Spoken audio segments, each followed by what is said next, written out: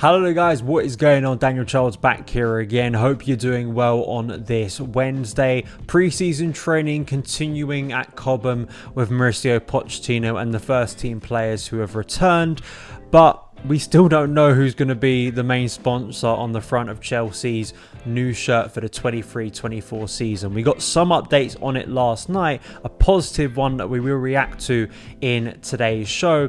Also, that Mason Mount is a Man United player. I'll give you my thoughts on that farewell video, the divided opinion, and also some other stuff to touch on before we wrap up the Mason Mount Chelsea story. And then finally, Andre Santos, rumours of a loan to Porto. Will that be a good decision for him and Chelsea? And Christian Pulisic, a second bid from AC Milan. Before we get into any of that good stuff, if you are new around here, want to join the over 32,000 of you subscribed to this channel, hit that subscribe button, turn on those notifications so you don't miss any of the content this summer. Please hit that like button, really does help the channel out. And if you're listening on the podcast, thank you so much for tuning in. So we still don't know who's going to be the main sponsor for Chelsea. We know the free contract has now ended. And if you remember, I covered on the show, close to a rant basically, against the potential of betting company Stake becoming Chelsea's main sponsor. They were in negotiations, pretty advanced negotiations. Wrote a whole piece about it, was opposed to it like a lot of Chelsea fans were that I saw. So good news in the sense that, as reported by several outlets, including Matt Law, talks between Chelsea and Stake are on pause. Stake now don't think it will happen following the pushback from the Chelsea Supporters Trust, who put out a very strong statement following that report a couple of weeks ago. This is brilliant. This really is. This is a win for supporters, and it shows the power of supporter voices when we make them loud and clear to clubs, as we saw during the European Super League protests. Of course, this on a much smaller scale, but stake and gambling on the front of Chelsea's shirt, I think just would have been a massive step back. I think it would have put the ownership, which is already under scrutiny, in a worse light. The fact that the shirts wouldn't then be sold to kids, basically, because you can't have a gambling sponsor on kids' shirts, which kind of says enough. All the shady stuff with Stake, man. I mean, I wrote this piece in my Substack. Please go and check it out. Even after I made that show, I found more stuff reporting on Stake and kind of companies they are associated with that just made even more red flags. Yes, why were Chelsea even in negotiations with them in the first place? Why haven't they solved this already? They should have probably known the backlash that was coming. Maybe they didn't, and I don't think that represents their kind of thinking very well, to be honest. So at least we won't have Stake, and at least it won't ruin what to me looks like a very, very good home kit for next season. But then there were some rumours, because a picture got leaked of Mauricio Pochettino in his new Chelsea training gear standing next to someone with a big aeroplane, and Oman Air apparently is a new sponsor for Chelsea, but it will not feature on the kit. Apparently this is some new sponsorship deal that hasn't been announced yet by Chelsea, but it will not be the one to feature on Chelsea's kit. So the search goes on. I like the fact that we are getting closer to the possibility of a sponsorless kit, which would sell out. Like, it just, with that design, it would sell out. But we will see, because Chelsea, I'm sure, will not want to go to the US on that pre-season tour without a new kit to sell. It just would be malpractice, to be honest. So I really hope they solve this either way, and maybe we'll get the dream scenario of a sponsorless kit, at least on the front, because I think everyone would want to buy that as a Chelsea fan. Mason Mount, he did his farewell video last night, and then this morning it was officially confirmed by Man United and by Chelsea. The transfer has gone through. Not that much of a surprise. I want to talk about the farewell video firstly that was released last night.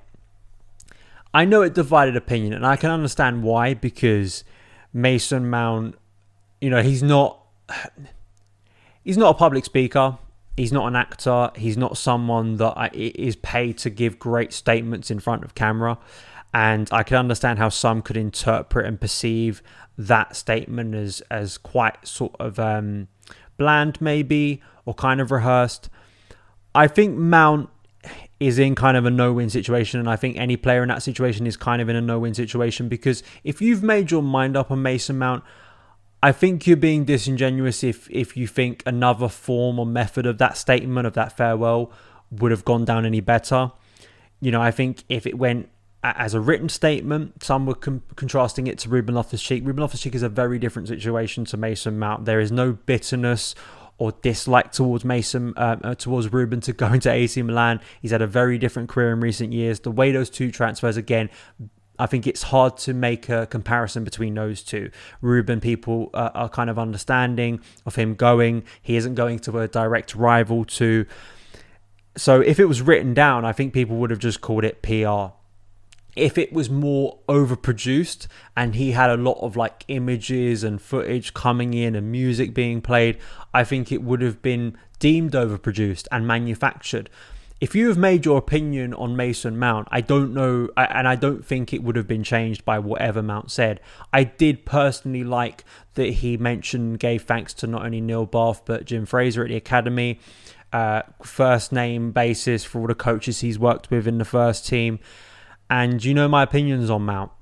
I do just want to wrap up by this, right? Because it's just seeing some of the discourse, which is not that surprising, the toxic side of Twitter that we've seen over recent years, especially towards Mason Mount. And maybe there are listen, I can understand there's probably a lot of people. If you want to skip forward to the rest of this show, fine. And you just want to hear the news, and maybe you don't want to hear this today. But I can understand for some of us who have rallied against that consistent abuse of Mason Mount, to see him in a different shirt, to see him saying he wanted Man United, it's not an easy day. It's not nice. It's a real kick in the stomach. It really is. As a Chelsea fan who followed Mount, who thought he was going to be here for the long term, it's not nice. And there are things that both sides in this PR campaign, if you want to call it that, over the last few months have not done right, and it's made it a very toxic situation. But it also has been something that we have seen from Mason Mount for a number of years, and I think that the problem is around him and the abuse he's had to take is it feels like some of those really nasty voices have won today because Mason Mount is no longer a Chelsea player. It feels like to me that a lot of the abuse that will now continue for Mount will only ratchet up because he's no longer a Chelsea player. And also people who oppose that, who maybe turned on Mount and maybe got upset with Mount in recent weeks, will maybe turn a blind eye to that abuse now because he's no longer a Chelsea player. And I just think that that's sad because it's Mount today, it could be someone else tomorrow. And this is something that goes on so consistently, with the abuse, with the tone, with the temperature on social media towards players, towards managers, towards fellow fans, that it is concerning. There are some parts of me that looks at the breakdown of Twitter as maybe a positive because it will maybe end a platform that has got very, very toxic in recent years. Again, I think you're being disingenuous and maybe you've been living under a rock if you think the abuse and the temperature towards Mount, the divisiveness around Mount started 2 weeks ago, started 8 months ago when he started playing badly for Chelsea. This has been going on for so many years, and Mount is only one example of many from many different clubs. And I think the shame of it is to me, my natural instinct now is to latch on to the academy players that we still have, the likes of Reece James, Trevor Chalobah, Levi Colwell, Ian Matson, Lewis Hall, Armando Broja, Conor Gallagher.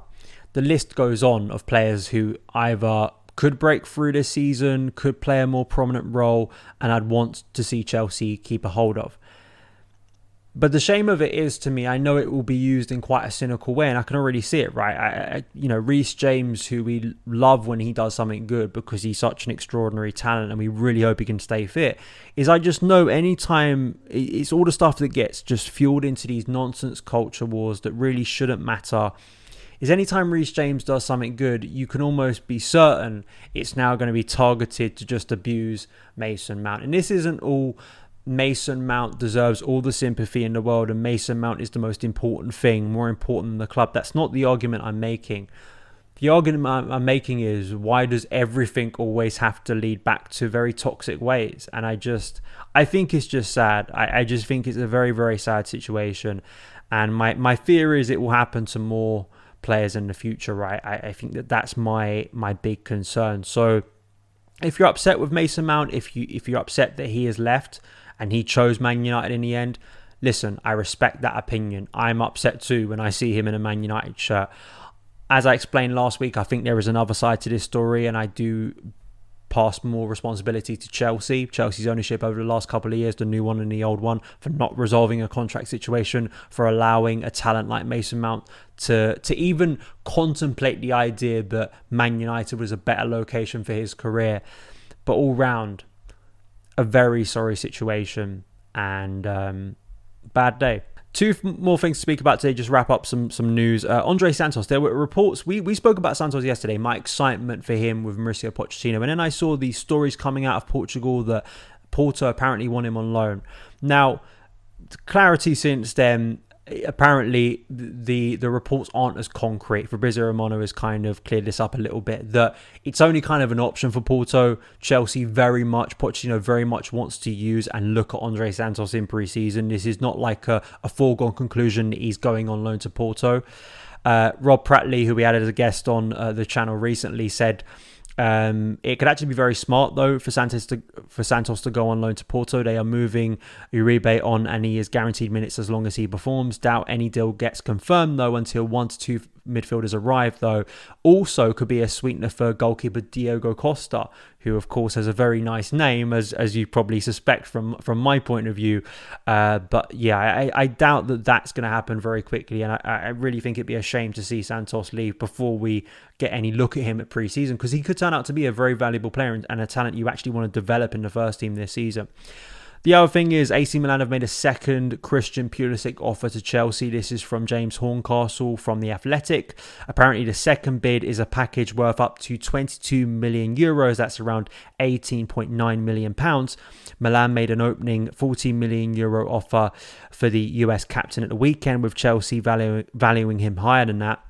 Lyon have also made a 25 million euro bid for Pulisic earlier this week, which is more in line with the figure Chelsea are hoping to receive. Though we have heard reports that Pulisic is really only determined to go to AC Milan, maybe to link up once again with Fikayo Tomori and Ruben Loftus-Cheek, and also Olivier Giroud, who, I mean, that would be quite incredible, because remember, Pulisic's best run as a Chelsea player was helped by Olivier Giroud at that time, so that'd be quite a reunion to see them together. But yeah, I really hope that for Pulisic's sake and just for Chelsea, they resolve this. Listen, you may not be able to get 25-30 million for Christian Pulisic, but they are getting pretty close, and I'd like to think that they can resolve this situation. We spoke about it yesterday. Resolving the futures of these players is important before next week, and Pulisic wants to go. AC Milan looks like the destination. Let's wrap this thing up. Let's move him on, because the club has shown already that they are willing to, cut their losses, and I think this is another player you have to cut your losses on. So that is it for today's news show. Thank you guys so much for taking the time to watch it. If you did enjoy it, hit that subscribe button and the notification bell so you don't miss any of the uploads. You can follow me on Twitter at SonOfChelsea, and I'll see you again very soon. All the best.